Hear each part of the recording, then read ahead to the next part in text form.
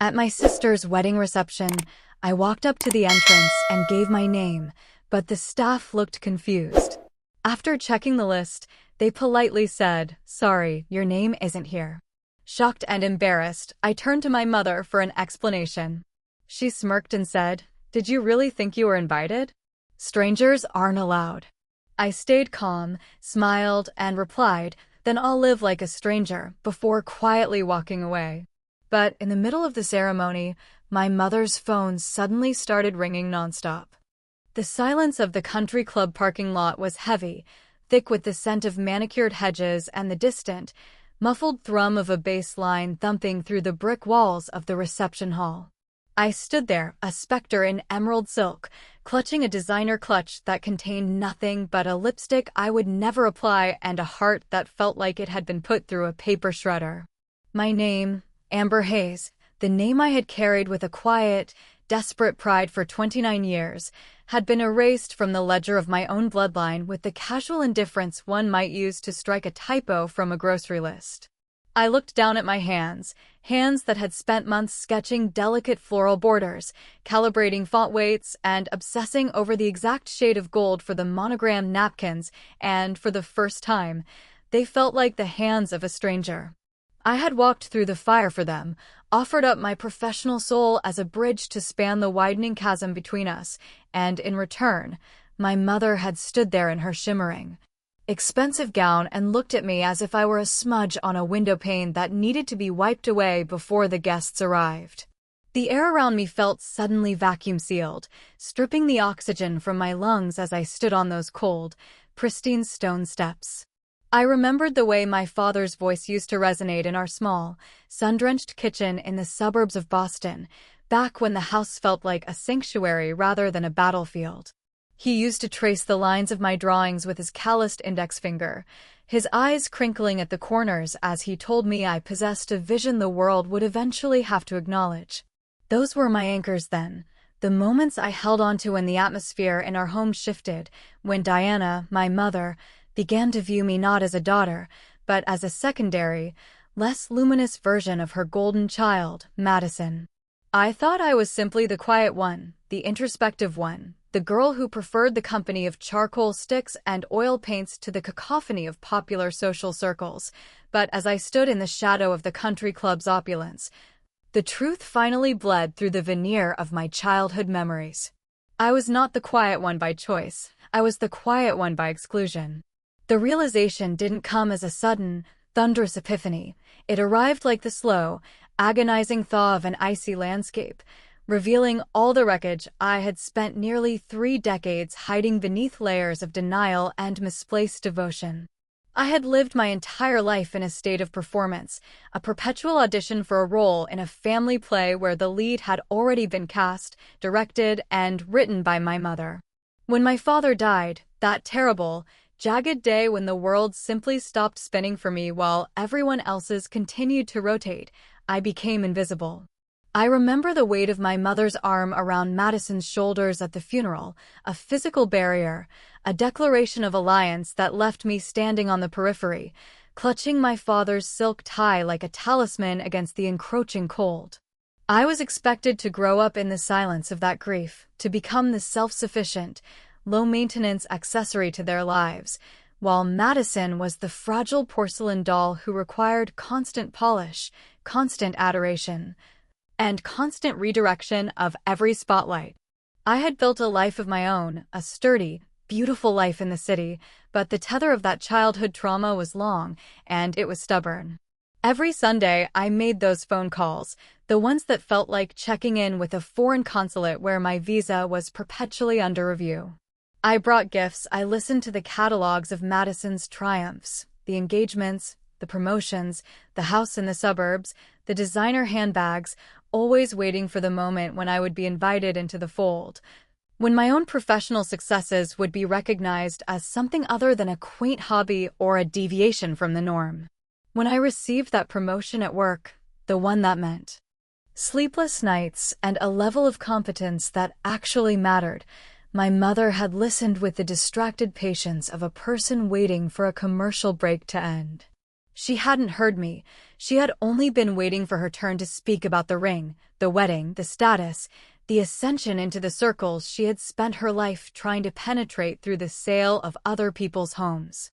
I had been so blind. I had spent 14 months acting as an unpaid architect for their social triumph, pouring my labor into their wedding materials, treating their checklist as my own sacred mission. I wanted to believe that if I made the invitation beautiful enough, if the menus were perfectly typeset and the seating charts were beyond reproach, the act of creation would bind me to them. It was a pathetic, beautiful, and deeply human delusion. I had designed the stage upon which I would ultimately be cast out, a professional service provider who had mistakenly assumed that, because I held the pen, I was part of the story.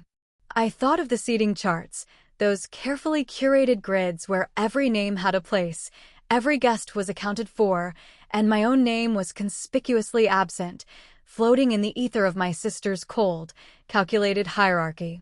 Even then, when I had pointed it out, when I had voiced the quiet, nagging concern of a sister who simply wanted to be present, I had been brushed aside with vague platitudes, as if my presence were a logistical error they hadn't yet found the time to delete.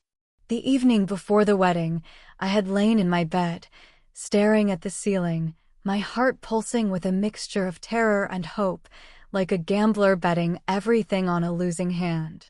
I had tried so hard to be the version of myself that wouldn't cause friction, the version that didn't demand attention, the one who was just happy to be included in the periphery of their light. I had bought that dress, that emerald green dress that caught the light in a way that made me feel, for a fleeting second, that I belonged in that ballroom, and now, standing in the parking lot, the fabric felt like a shroud.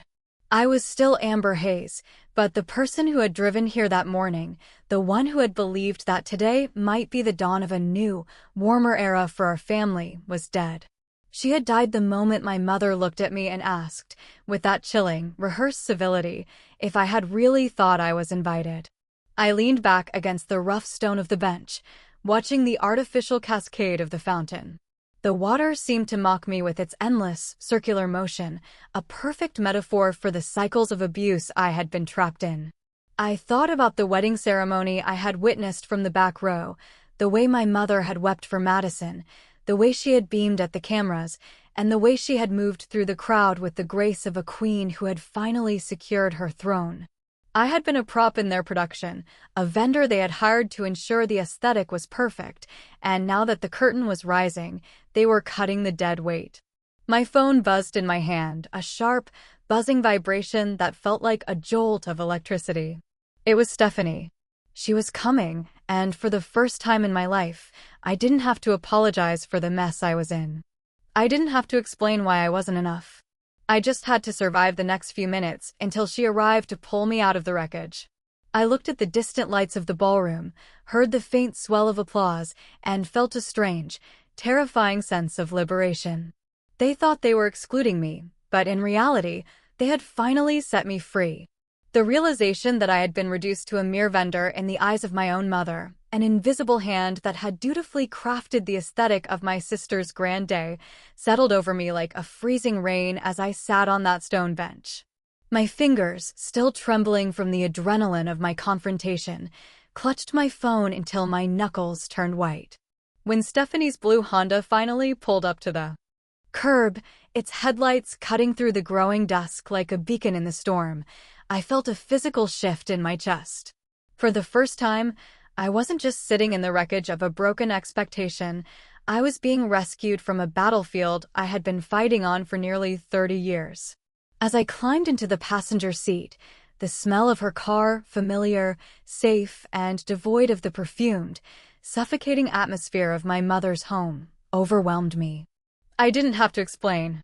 She reached over, her hand steady and warm against my own, and didn't utter a word until we were miles away from the country club. The silence was not the silence of the dinner table at home, where words were weapons and glances were traps. It was a sanctuary. The tears that finally came were not the elegant, restrained sobs one might expect at a wedding. They were guttural, ugly, and violent. They were the expulsion of decades of swallowed pride, of every birthday spent in the shadow of Madison's latest whim, of every academic achievement that was diminished so as not to outshine the golden child. I wept for the girl I had been, the one who stood at my father's grave clutching his silk tie, terrified that if I let go, I would lose the only person who truly saw me. I wept for the woman I had become, who had spent 14 months pouring her creative soul into designing invitations and place cards for a party that had effectively been a public execution of her place in the family. As I sobbed, Stephanie drove, her eyes fixed on the road, her jaw set in a line of quiet, protective fury. She didn't offer empty platitudes about how families are complicated. She validated the rod I had been trying to ignore for years. "They aren't just neglectful, Amber," she said, her voice cutting through my hysteria with surgical precision. "They are cruel. They allowed you to work, to create, to invest your heart into that day, all while knowing you were never intended to be a guest. That isn't a mistake. That is malice." At her apartment, the transition from the emerald dress, the armor I had worn to an event where I was meant to be a trophy, to a pair of oversized sweatpants felt like the shedding of a heavy, suffocating skin. I washed my face, watching the water swirl the remnants of my mascara down the drain, and looked at myself in the mirror. I looked tired, yes, but for the first time in my life, I looked clear. My phone, which had been buzzing sporadically since the moment I walked out of that ballroom, was a source of dread. When I finally dared to look, the sheer volume of noise was nauseating. There were photographs of the reception, the cake, the first dance, the curated laughter, and in every single shot, my designs were present, yet I was non-existent. It was a haunting digital erasure. Then, the text messages from distant relatives. "Where were you? Did we miss you? Everything okay?" They were well-meaning, but they only served to underscore the absurdity of the situation. And then, there was the message from Diana Hayes. "Your behavior was completely unacceptable. You've embarrassed the entire family. We will discuss this after the honeymoon." I read the words 3 times, unable to process the audacity. The inversion of reality was so complete, so perfectly crafted, that it left me breathless. To my mother, my presence as a person rather than a service provider was the behavior that needed correction. My expectation of inclusion was the embarrassment. I held the phone out to Stephanie, whose face hardened the moment she read the text. Her advice was immediate and non-negotiable: block them. Not as a punishment, but as a preservation. They don't get to hurt you and then dictate how you respond to the injury. My finger hovered over the screen. The block button felt like a guillotine. If I pressed it, I was officially declaring myself an orphan of choice. I was acknowledging that the family I had spent my life trying to earn a place in simply did not exist. I pressed it. I blocked them both, and then I turned the device off. Entirely. The silence that followed was profound, heavy with the weight of a million unsaid things, yet for the first time, it felt like my own. The days that followed were a blur of dissociation and raw, unfiltered grief. I stayed in Stephanie's guest room, trapped in a cycle of insomnia and exhaustion. I would wake at 3 in the morning, the dark room pressing in on me, the ghosts of old conversations replaying in my mind with agonizing clarity. I interrogated my own history. Had I been too quiet?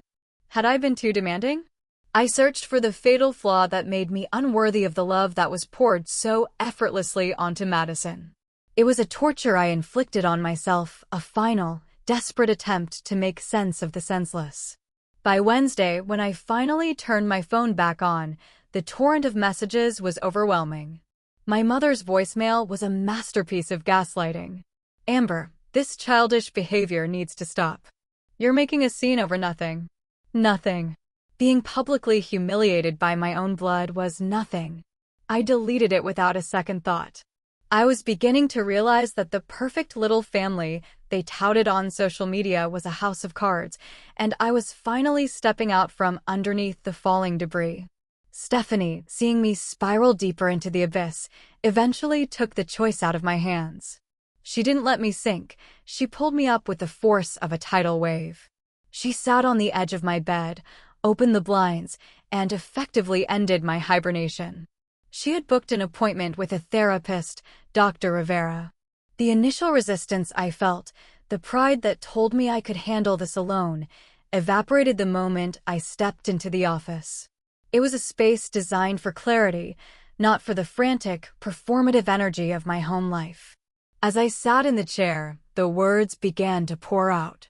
I told her about the favoritism, the art competitions, the way my father's love had been a secret, precious island in a sea of emotional neglect.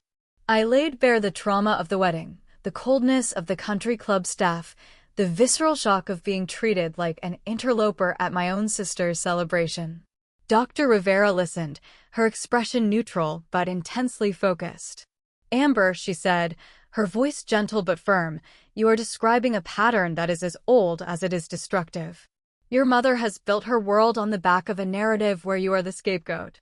You are the mirror she doesn't want to look into, so she keeps you at a distance." The validation was a physical sensation. For years, I had believed that if I just worked harder, if I just achieved more, if I just became the perfect, low-maintenance daughter, the scales would tip. I was waiting for a reward that wasn't just earned. It was impossible to win. Dr. Rivera's words were the anchor I needed. "You were not chosen for this role because of anything you did," she explained. "You were cast in it because of who your mother is and what she lacks." Over the next few weeks, the therapy sessions became the foundation of my reconstruction. We navigated the treacherous waters of self-worth. I spent hours looking through old photos, not with nostalgia, but with the eyes of a forensic investigator. I saw the patterns, the way I stood on the periphery, the way my smile in group photos was always a little too wide, a little too desperate, as if I were pleading with the camera to prove I was actually there. Then, there was the letter. Tucked away in a box of forgotten things was a note from my father from my 5th grade art show. I had forgotten it existed, or perhaps I had buried it because the pain of his absence was too great to reconcile with the life I was forced to live after he died. "You have a special way of seeing the world that is entirely your own," he wrote. "Never lose that perspective, even when others don't understand it. Being different isn't a flaw. It's your greatest strength." Reading his words was like hearing him speak from the grave. He had seen me. He had recognized the value in my perspective long before the world had tried to commodify or dismiss it. That letter became the keystone of my healing. It wasn't about waiting for Diana or Madison to recognize my worth anymore. It was about honoring the person my father had seen and the person I was finally starting to respect. I began to integrate these truths into my daily existence. I returned to work, but the way I approached my design projects changed entirely. I was no longer designing to please or to be validated. I was designing to communicate. There was a boldness in my work that hadn't been there before, an emotional depth that came from having faced the void and survived. My creative director noticed, and the professional success that followed felt earned in a way it never had before. I wasn't just performing competence, I was living it. Then came the decision to set the boundaries. It wasn't enough to simply block them. I needed to articulate the terms of my own existence. I drafted the email, a formal, clear, and uncompromising document of my own sovereignty. When I sent it, I didn't wait for a response. I didn't care for the inevitable vitriol that would follow, the accusations of cruelty, the gaslighting, or the performative heartbreak. I was moving on. As I began to reclaim my life, I found that the space left behind by my family was not empty, it was open. I joined an art collective in the city, surrounding myself with people who valued authenticity over status. One rainy afternoon in a crowded coffee shop, I met Jason. He was a photographer, a man who viewed the world through a lens that captured structure and light with an honesty I found deeply appealing. Our conversation was effortless, devoid of the subtext or the hidden agendas I had spent my entire life trying to navigate. He was straightforward. When he said he would call, he called. When he wanted to see me, he asked. There was no game, no hierarchy, and no conditional affection. For the first time, I wasn't navigating a social obstacle course. I was just existing. Looking back, The rejection at the wedding was the most painful thing I have ever endured, but it was also the most honest thing that had ever happened to me. It forced me to look at the truth I had spent 29 years avoiding. I was the hero of my own story, and I had been waiting for the antagonists to hand me the script. They never would. But the beauty of realizing that is that you finally get to write your own. I am Amber Hayes, I am an artist, I am a daughter of a man who saw my worth, and I am the architect of a life that is finally, unequivocally my own. I have moved past the need to be chosen by people who don't know how to choose. I have chosen myself. And in that choice, I have found everything I was ever looking for. The air in my Jamaica Plain apartment held a different quality than the air in my mother's house. It was lighter, devoid of the suffocating, unspoken expectations that had once dictated the rhythm of my heartbeat. Sitting by the window as the autumn leaves staged their final, golden performance against the backdrop of a crisp Boston sky, I felt a profound sense of equilibrium. The call with Madison, that sudden, jarring tether to a world I had spent a year carefully untangling myself from, had been a turning point. Hearing her voice, strained by the same emotional starvation I had endured for decades, hadn't triggered the old, desperate urge to save her or to prove myself. It had triggered a quiet, sober realization. The cycle of the golden child and the scapegoat was not a reflection of our inherent value, but a sickness in the family structure itself. When I told her it was never too late to recognize her own worth, I wasn't speaking as the sister begging for a seat at the table. I was speaking as someone who had walked out into the cold, found she could survive it, and built a home of her own. My life had become a tapestry of deliberate, intentional choices. My design studio, which had begun as a way to occupy my hands and mind, had evolved into a thriving business where I was respected for my vision, not utilized as an unpaid laborer. Jason was a constant, steady presence, a partner who didn't view love as a finite resource to be hoarded or a reward to be withheld, but as a practice of mutual respect. He liked how my mind worked, a phrase that still, even months later, caused a quiet thrill of genuine validation to bloom in my chest. There were no hoops to jump through with him, no frantic, middle-of-the-night rehearsals of what I might say or do to ensure his continued affection. He was simply there, grounded and honest, mirroring back to me the woman I was actually becoming, rather than the distorted reflection I had been forced to adopt to survive my upbringing. As the second holiday season of my new life approached, the phantom anxiety of Thanksgiving, that day usually marked by forced smiles and the performative harmony of the Hayes family, did not arrive. Instead, I spent the weeks leading up to it in a flurry of genuine, joyful preparation. My apartment became a sanctuary of mismatched chairs, laughter, and the chaotic, beautiful friction of friends who had become family. When I hosted my first independent Thanksgiving, the table was crowded with people who had chosen to be there. Stephanie, Jason, colleagues who had become confidants, and neighbors whose stories were as varied and rich as my own. We didn't play the games of status or competition that had defined my mother's gatherings. There were no hidden digs, no subtle comparisons of careers or houses, no performative displays of perfection. When I looked around that table, I saw people who saw me. They didn't care that I had been excluded from a country club wedding. They celebrated that I was present at their table. The transition hadn't been painless. There were still moments, quiet ones usually, where the ghost of the little girl who just wanted her mother's approval would surface, wondering why it had been so easy for them to discard me. But those moments were becoming fewer, and they no longer had the power to derail my existence. Dr. Rivera's guidance had been instrumental, helping me cultivate an internal validation system that rendered me immune to the intermittent prodding from my mother. When she emailed, attempting to rewrite history with her typical mix of guilt-tripping and condescension, I no longer felt the reflexive, nauseating pull to defend my choices. I saw the patterns for what they were, the frantic flailing of a woman who had built her identity on appearances and was now losing her grip on the audience.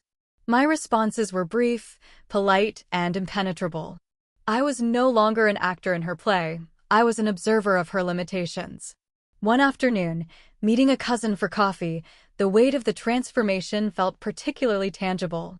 She had heard the sanitized version of my absence from the wedding, the convenient lie about a scheduling conflict, but she had the clarity to recognize the truth. "You seem good," she said, and I knew she meant it. "Better than I ever remember you being." I knew why. I was finally truly awake. I hadn't just walked away from a toxic family. I had walked toward the realization that I was the ultimate arbiter of my own value. The pain I had carried for years hadn't been a sign of my inadequacy. It had been a symptom of an environment that was fundamentally incapable of nurturing me. Walking away wasn't an act of betrayal against my family. It was an act of profound, life-saving loyalty to myself. As the sun began to dip below the horizon, casting long, amber shadows across the floorboards of my studio, I looked at the sketches on my drafting table. They were bold, experimental, and uniquely my own. I thought of the stranger I had promised to become on those cold stone steps outside the country club, and I smiled. She wasn't a stranger at all. She was the person I had been all along, buried under decades of people-pleasing and the desperate, hollow pursuit of being good enough. She had been waiting for the moment I finally stopped asking for permission to exist. The family I had created, the friends who held me up when I fell, the partner who loved me without conditions, the therapist who helped me dismantle the cage, was not a consolation prize for the family I was born into. It was the reward for having the courage to leave. I realized then that my story wasn't really about the wedding, the drama, or the cold, calculated rejection that had shattered my world. Those were merely the catalysts that forced me to choose. The story was about the radical, quiet power of self-respect. It was about realizing that you don't have to wait for the people who hurt you to apologize, or to see you, or to finally grant you the love they were never capable of giving in the first place. You can just stop waiting. You can walk out the door, into the cold, and find the fire that burns within you. As I finished my work and began to tidy my desk, I felt a sense of peace that went deeper than anything I had ever known. I was home. Not in a building and not in a family, but in my own skin. I had finally learned that I was, and always had been, enough. The journey was long, and it wasn't always kind, but I wouldn't trade a single step of it because every one of them led me back to myself. And for the first time in my life, that was more than enough to build a future upon. Thanks for watching.